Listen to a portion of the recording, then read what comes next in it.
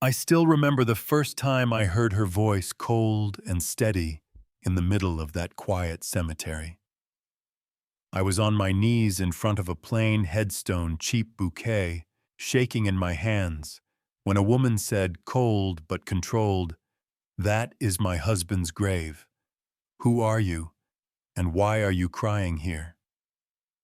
I turned around, and suddenly I was very aware of who I was and where I was. A tired black single dad in a frayed jacket and beat-up boots standing at the grave of a millionaire's husband like I belonged there while she stood in a tailored coat, grief in her face but steel in her eyes. For a few seconds, we just stared at each other, wind pushing dead leaves across the path, my heart pounding like I'd been caught stealing something that wasn't mine. I swallowed and tried to sound calm. "I'm sorry," I said. "I didn't mean to intrude." She stepped closer, arms folded tight across her chest. "You didn't answer my question," she said. "Who are you?" I glanced at the name on the stone, the name I'd carried in my chest for 3 years, then back at her. "My name is Darnell," I said quietly. "And your husband saved my life." She stared at me like she was trying to decide if I was crazy or dangerous or both, and I realized I had to explain how a stranger could say something like that. 3 years ago, I told her I was living in my car with my daughter. Back then, my whole world fit inside a beat-up sedan parked behind a greasy diner. My little girl Zoe was 4, asleep in the back seat under my old hoodie, while I sat on the curb, counting out the last few crumpled bills in my wallet, trying to stretch $5 into gas food, and maybe one more day of pretending we were just between places. In a few months, I'd lost my wife, the small handyman business I was trying to build, and our house. The bank took the keys and left me with a trunk full of tools and a head full of shame. That night was cold enough that you could see your breath. The neon sign over the diner was flickering, and I was doing that ugly math in my head. You know what I mean? Deciding which bill I could ignore, which meal I could skip, how long before I had to admit I was failing, the one person who trusted me completely. Pride is a funny thing. It'll let you sit in the dark and shiver before it lets you ask for help. I was staring at the pavement when a pair of dress shoes stopped in front of me. I looked up and saw this guy in his late 40s, nice shirt with the sleeves pushed up, a to-go cup in one hand, and a plain white envelope in the other. He looked at me, at the car, at Zoe's small shape in the back seat. Most people see that and pretend they didn't. He walked closer. "You doing all right out here?" He asked, no judgment in his voice, just this quiet concern. I gave him the automatic lie. "We're fine." He nodded, but he didn't move. Instead, he sat down beside me on that cold curb like we were old co-workers on a break. He pulled a little roll of peppermint candies out of his pocket, unwrapped one, and held it out. "Long night," he said. I took it because honestly, when you're that low, even a piece of candy feels like somebody saying, "I see you." For a minute, we just sat there listening to the traffic and the hum of the diner behind us. Then he said, "I don't want to offend you, but it looks like you might need some help." I wanted to say no. My pride actually tried to form the word. What came out was closer to the truth. "That's my daughter in the car," I muttered. "We had to leave our place. I'm between things. I'm trying to figure it out." He looked over at Zoe again. "She's yours."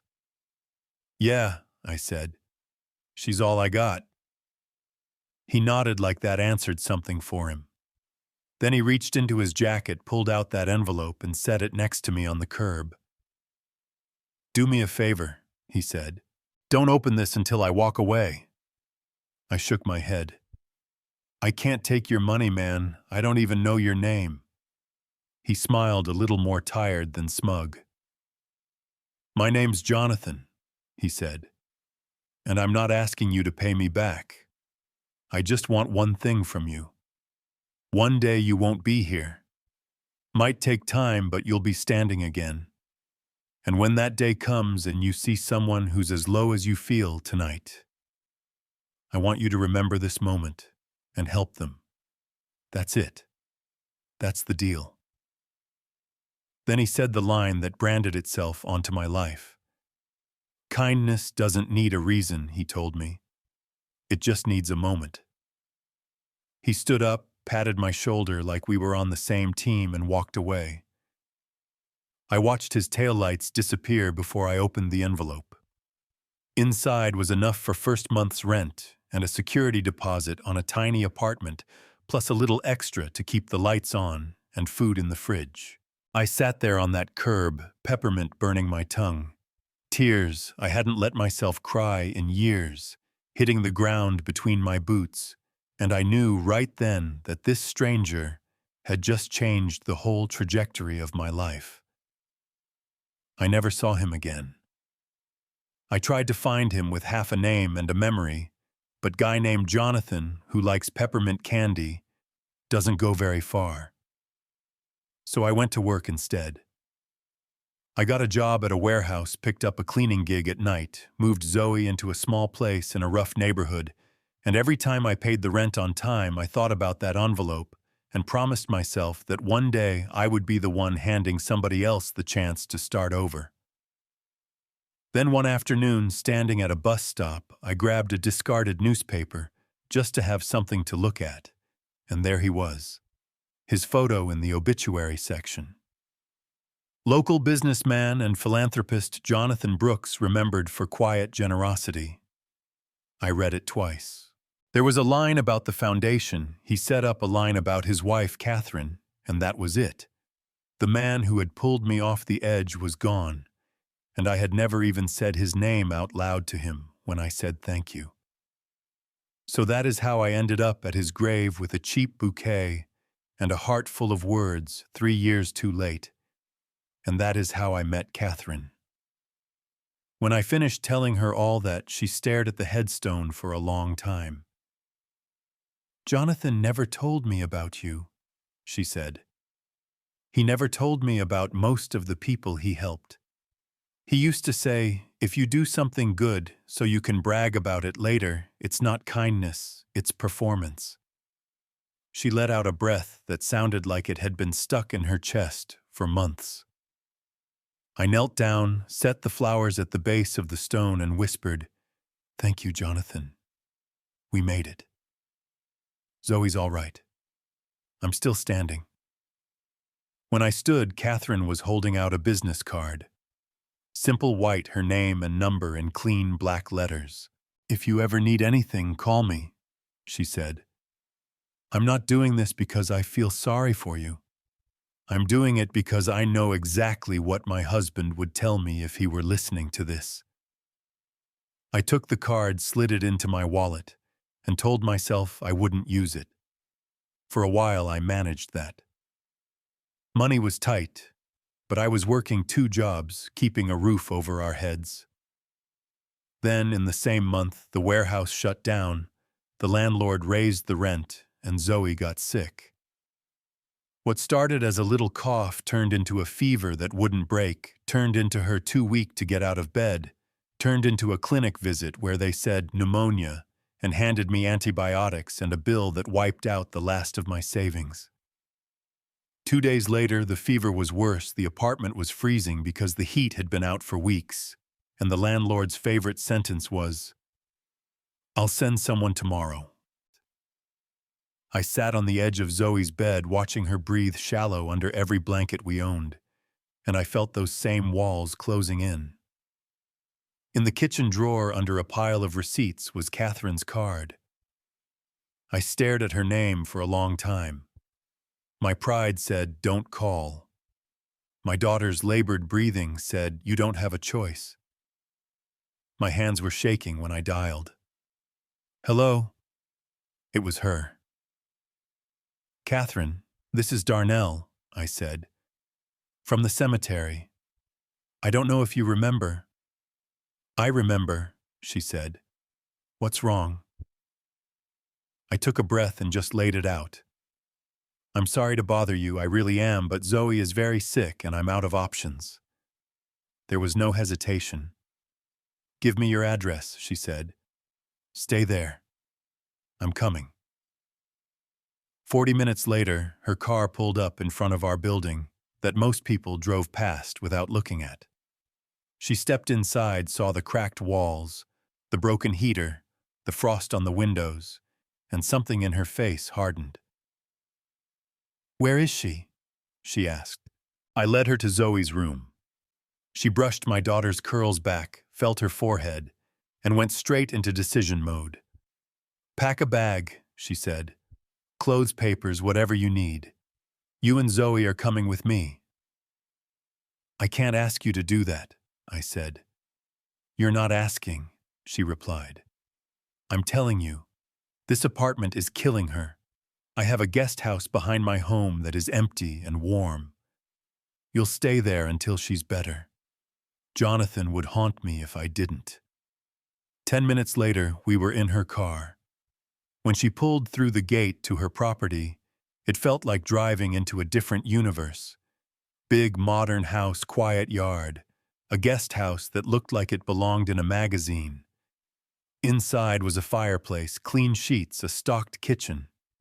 She tucked Zoe into a real bed, called her doctor, and told me not to worry about the cost. I'll pay you back somehow, I said, because that was the only language my pride understood. She shook her head. This isn't a loan, Darnell, she said. This is me doing what my husband would have done. The doctor came, adjusted Zoe's meds, checked on her over the next few days. Her fever finally broke, the color came back to her cheeks, and she started asking me for pancakes again. While she healed, I walked around that property feeling grateful and completely out of place at the same time. To keep from drowning in that feeling, I started fixing things. Loose stones in the path. A squeaky gate, weeds sneaking into the flower beds. There was a wind chime hanging from a tree behind the main house, cracked and tangled, moving, but silent. I took it down, restrung it, sanded and polished it, then hung it back up. The next afternoon, I saw Catherine standing under that tree, listening to the soft chiming, her hand over her mouth. Later, she came to the guest house. You fixed the wind chime, she said. I nodded. I noticed it was broken. I hope that's okay. Jonathan hung that 5 years ago, she said. It broke last winter. I couldn't bring myself to fix it or take it down. Thank you. That small gesture turned into something bigger. Zoe drew a picture of 3 people holding hands under a bright sun, me, her, and Catherine, and insisted on giving it to her. Catherine put it on her fridge. She started inviting us into the main house for coffee, then for dinner. Zoe talked about school and cartoons. Catherine actually laughed. She told me more about Jonathan, about the charity foundation in his name, about how her brother-in-law David was helping run it. One afternoon, she looked at me and said, "The foundation needs help. You said Jonathan asked you to pay his kindness forward. If you want, there's a job here for you." So I started working at the foundation. Small office walls full of pictures of people whose lives Jonathan had touched. David showed me the files, polite but distant, his eyes always a little guarded. For a while, things almost felt normal. I worked during the day, Zoe ran around the yard in the afternoon, Catherine joined us for dinner at night, more often than not. The house that had been quiet and heavy started to sound different. Voices, dishes, the wind chime, singing in the background. And then came the twist. One afternoon, David closed my office door behind him and said, "We need to talk about you and Catherine." He pointed out the whole picture. Me living in her guest house, working at his brother's foundation, spending evenings in her kitchen. and asked if I understood how it looked. I told him I wasn't taking advantage of her, that I was just grateful. He said, "My brother is gone and you're standing where he used to stand. Maybe you don't mean to, but you're taking his place." Those words crawled under my skin and stayed there. That night, I lay awake in the guest house listening to the wind chime and replaying every moment through his eyes. By morning, fear had convinced me I was a problem they just hadn't named yet. I packed our bag before the sun was up. When Zoe woke up and saw me zipping it closed, she rubbed her eyes and said, "Dad, what are you doing?" "We have to go, baby," I said. "Why I like it here? I like Miss Catherine." I couldn't explain the politics of grief to a 7-year-old, so I just said, "This isn't our house, we were just visiting." I left a note on the kitchen table. "Thank you. I don't want you to feel conflicted because of us." Then we walked down the driveway through the gate and sat at the bus stop, our duffel bag at our feet, my daughter crying quietly into my sleeve. 20 minutes later, Catherine's car pulled up hard to the curb. She jumped out, hair not perfect this time, coat thrown on over whatever she was wearing, and she looked more alive in that moment than she had the day I met her. "Why did you leave?" she demanded, breath fogging in the cold. I stood. "I didn't want to make things harder for you," I said. "David was right. I don't belong there. I'm just some guy your husband helped once." Her eyes flashed. "You're not just some guy," she said. "You're the man who reminded me who Jonathan really was. You're the man who fixed the wind chime he loved. You're the man who made my house feel like a home again." I shook my head. "I don't want to be a burden," I admitted. "I'm scared I'm not good enough, that I'll fail again, that I'll let you and Zoe both down." She stepped closer.